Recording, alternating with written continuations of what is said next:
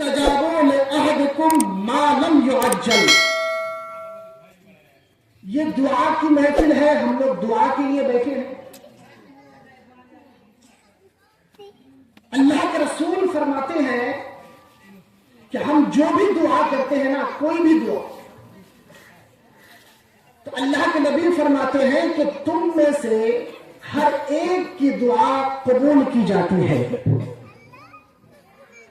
تم میں سے ہر ایک کی دعا قبول کی جاتی ہے، مگر دعا کیسی نہیں ہونی چاہیے؟ تو آگے فرماتے ہیں ما لم يعجل، اس دعا میں جلدی بازی نہ ہو.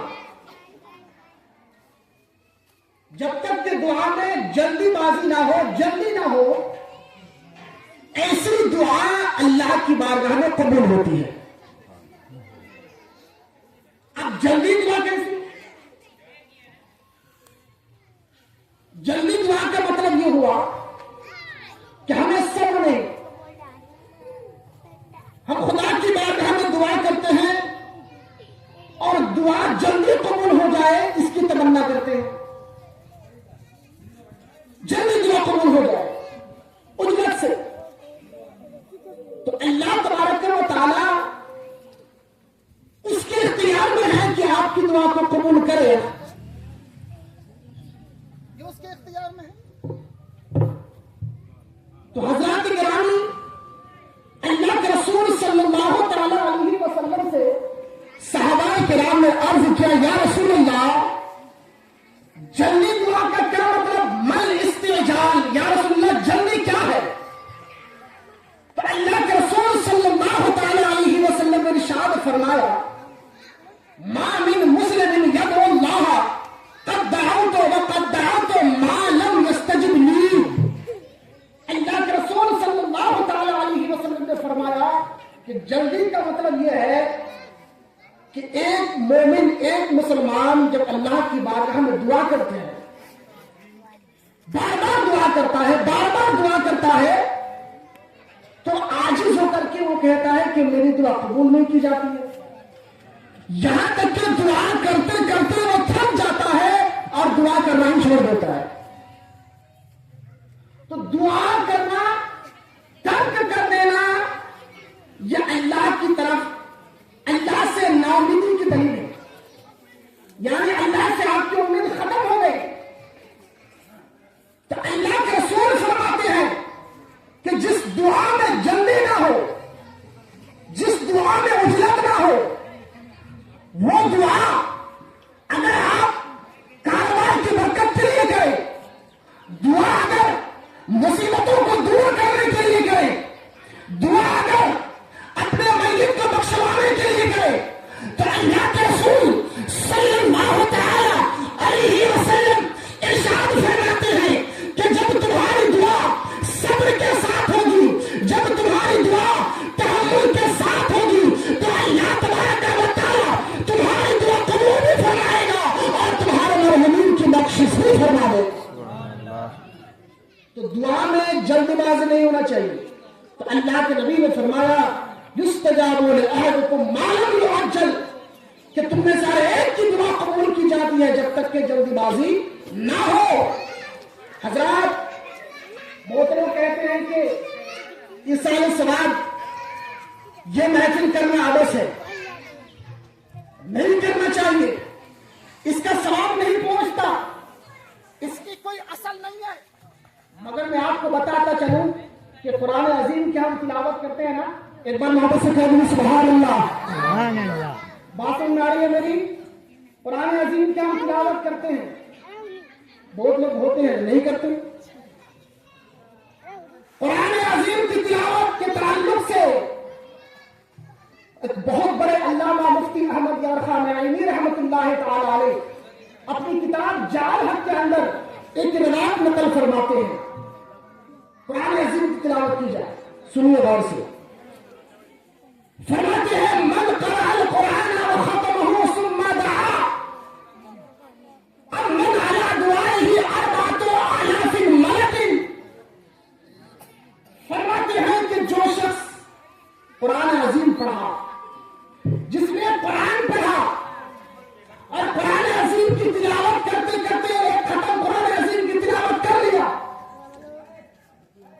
وہ ختم ہو قرآن عظیم کو ختم کیا ہے، ختم قرآن پاک کی تلاوت کیا، تو اللہ کے رسول فرماتے ہیں ثم دعا، پھر جب وہ اللہ کی بارگاہ میں دعا کرتا ہے،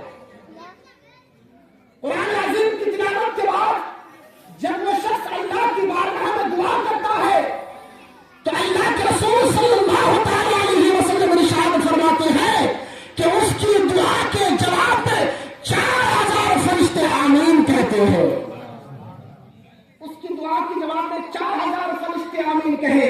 حضرات گرامی، تو قرآن عظیم کی تلاوت کر کے اگر ہم اللہ کی بارگاہ میں دعا کرتے ہیں تو جس کی دعا میں 4000 فرشتے آمین کہے، اس کی دعا کا کیا کہنا؟ اگر وہ قرآن عظیم کی تلاوت کرنے کے بعد اللہ کی بارگاہ میں جو دعا کرے گا اور اس کی دعا میں جب 4000 فرشتے آمین کہیں گے تو اللہ تبارک و تعالی اس کی دعا کو رد نہیں فرمائے گا بلکہ ان کی اپنی بارگاہ میں قبول فرمائے گا۔ سبحان اللہ۔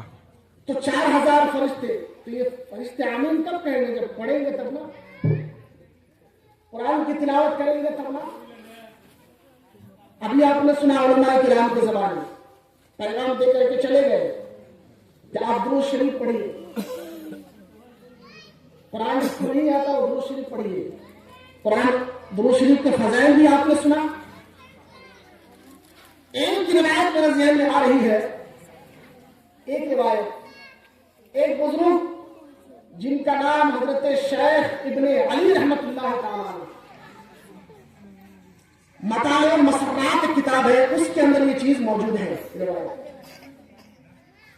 اس میں شیخ ابن علی رحمت اللہ تعالیٰ علیہ بہت پائیدار کے بزرگ ہیں۔